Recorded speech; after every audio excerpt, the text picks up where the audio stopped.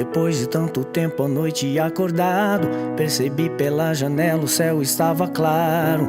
Peguei o celular pra te ligar, insisti em te chamar. Às pressas eu desci a escada correndo e vi você chegando com os passos lentos. Foi logo se deitando no sofá, nem quis me escutar. Mas agora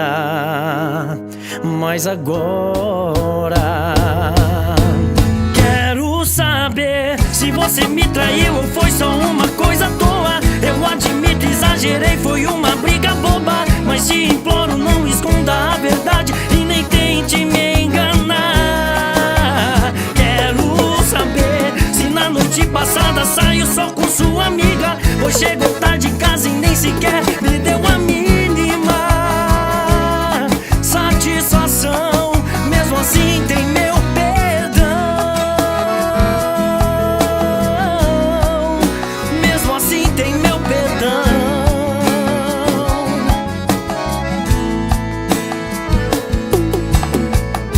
Às pressas eu desci a escada correndo e vi você chegando com os passos lentos. Foi logo se deitando no sofá, nem quis me escutar. Mas agora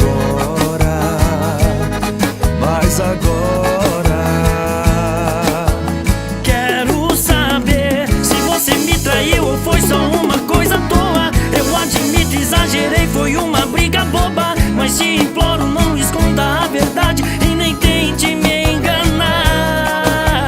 Quero saber se na noite passada saiu só com sua amiga, ou chegou tarde em casa e nem sequer me deu a mínima satisfação.